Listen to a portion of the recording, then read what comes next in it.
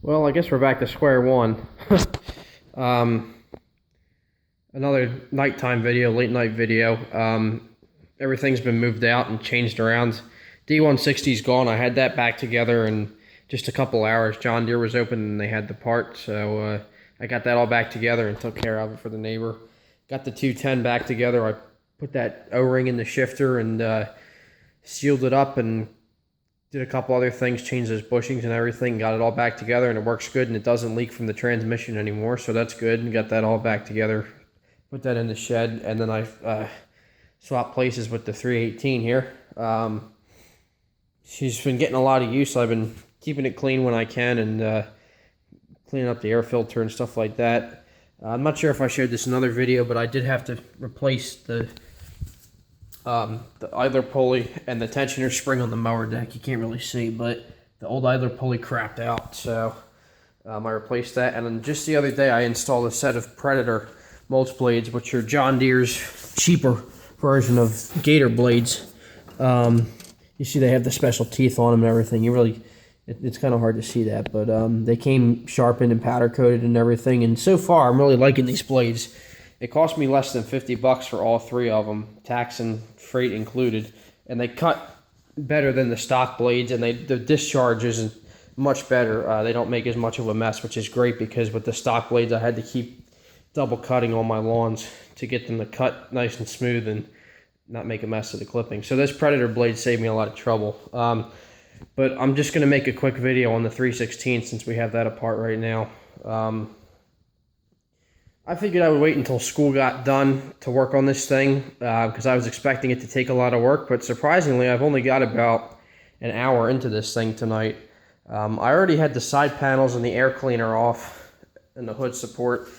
This is like my little scrap pile here. So I already had that stuff off, and today I took off the fenders to expose as much of the frame as I could. I pulled out the battery tray, and believe it or not, this is the battery. I have to be careful how I dispose of this because this could easily explode or leak with whatever's left in it.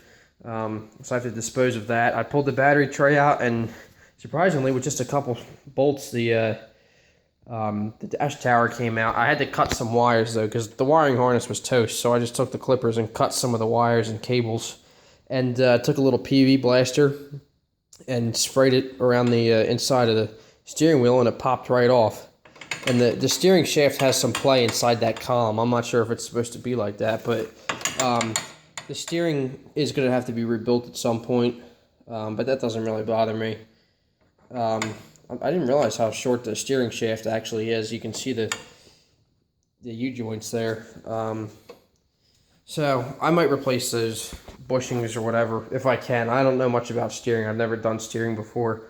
But yeah, I got the sheet metal all off. I yanked the wiring harness out, as you can see here.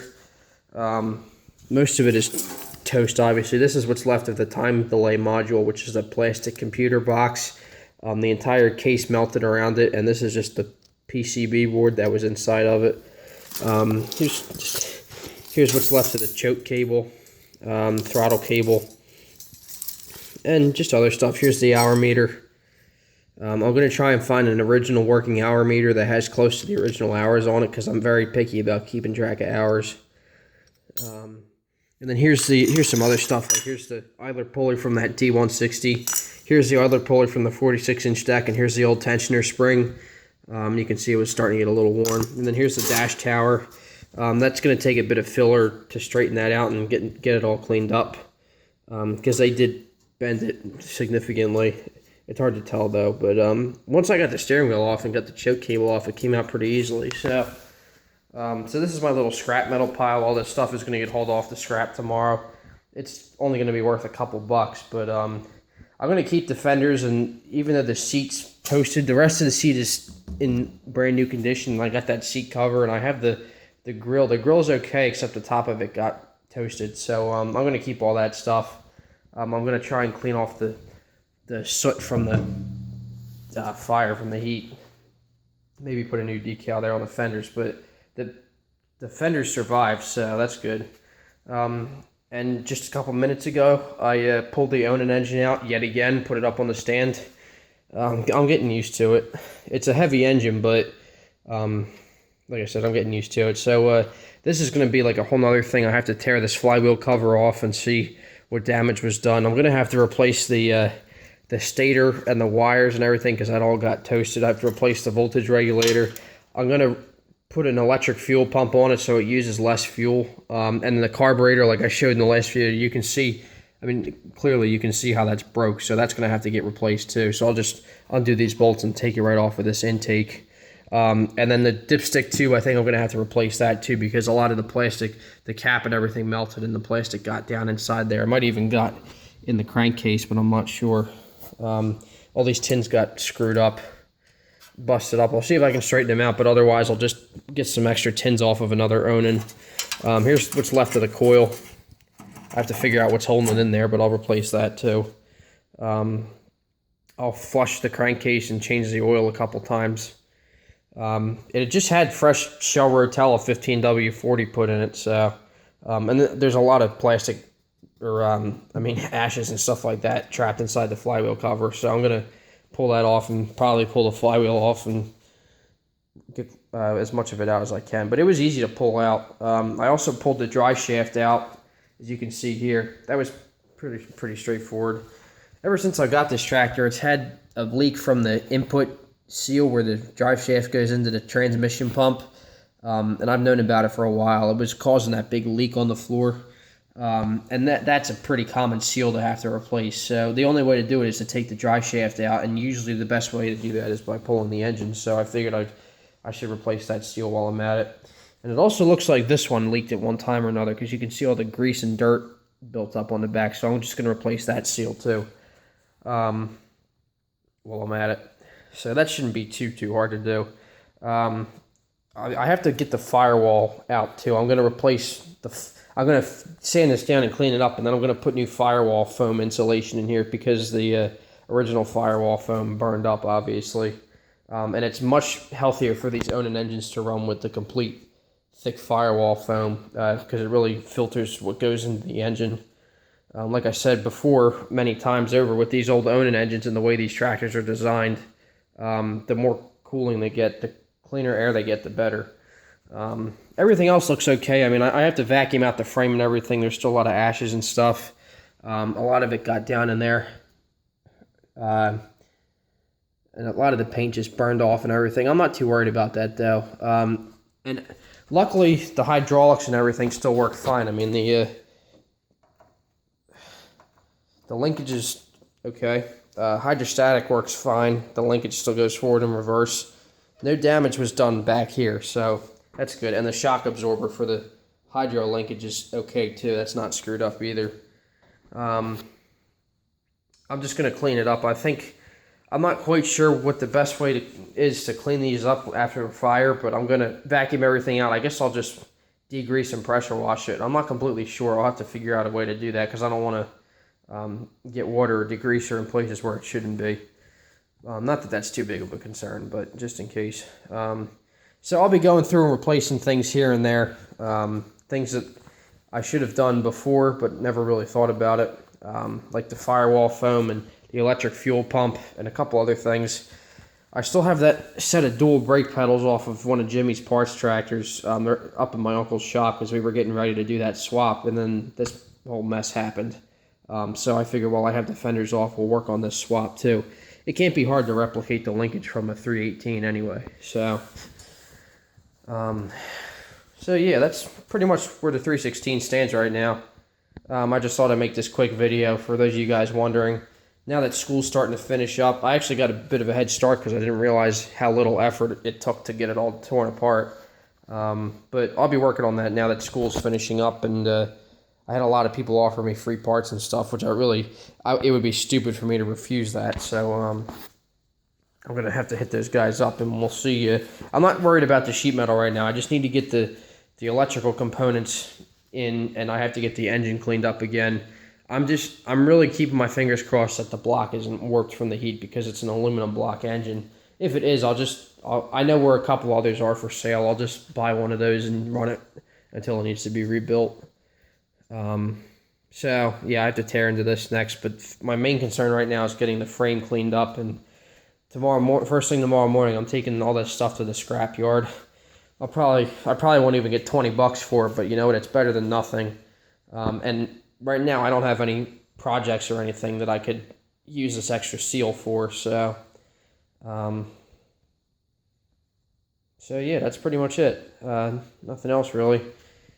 Here's the 318 again for those of you guys wondering. This is where I've been keeping it for a while. And the 210 is staying in the shed from now on, with all its attachments and stuff and with the plow and everything.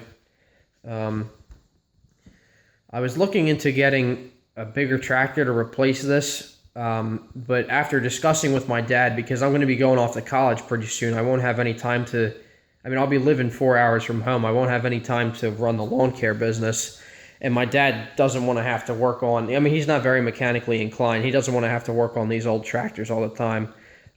So with the insurance money, what we would like to do is buy him a good used or a cheap new zero-turn John Deere Bobcat, Skag, whatever. We'll just buy him a cheap zero-turn with a bagger. I'll find him a good used one, I guess. And then with the rest of the insurance money, I'll rebuild the 316, and I should have enough to cover most of the major parts. So like I said, the paint I'm not really worried about right now. I'll get it professionally painted later on. I'd like to return it to the same kind of paint that I had before, same quality paint, because this guy did a really nice job painting it. I probably won't get it powder coated because it's a worker tractor. There's only so much you can do to make it look nice before it gets scratched up again. So I'm not worried about paint right now. Like I said, I'm worried about getting it mechanically sound and taken care of, and I'm going to get all the kinks out of it while I can. I'm going to try and fix some of the play in the steering. I'm not quite sure how, though. And like I said, I'll replace the transmission seals and get that finally taken care of, because apparently getting these two valves rebuilt was not good enough. Yeah, that's pretty much it for now. Stay tuned. I'll try and get more update videos in the future as I get more time to work on this project. I'm just happy now because at least now I have an idea of what we're dealing with, and I know it's not as bad as I expected. Some of the parts that I need are going to be expensive, so for like electrical, I'm just going to try and buy used, and then for the little things like nuts and bolts and stuff like that, I'll buy new, and seals I'll buy new too, obviously. So for now, the 318's running fine. I don't want to keep it too long because I think I've kept it longer than I expected, but it's been a good machine for now. I don't want to wear it out on Jimmy, though, because that's just more for him to have to worry about. So I'm going to try and get this thing back together as quick as I can, start looking for parts and make a list of what it needs. I'll get all this stuff hauled off to the scrapyard tomorrow and see what I can buy in exchange for the money. I'll probably get, like I said, I'll probably get a max of 20 bucks or so for it if I'm lucky. I'll find some other stuff around the yard that I can throw in too. So, and then I still have to sell this power flow in this cart. I'm thinking maybe the power flow I could trade for an easy vac system, because I'm looking at one right now. And then the cart, I can use that money to put towards some parts too. So we'll see. But there you guys go. For those of you guys wondering, I know it's sickening to see the tractor like this, but there's really not much to it. Like I said, it didn't take too long to tear down. So, and now this is actually the first time I've torn a 300 series completely apart, and it's definitely easier than taking apart a 200 series, I can tell you that. So now I have an idea of what I'm dealing with, so this ought to be interesting. So stay tuned. We'll see where this 316 project ends up.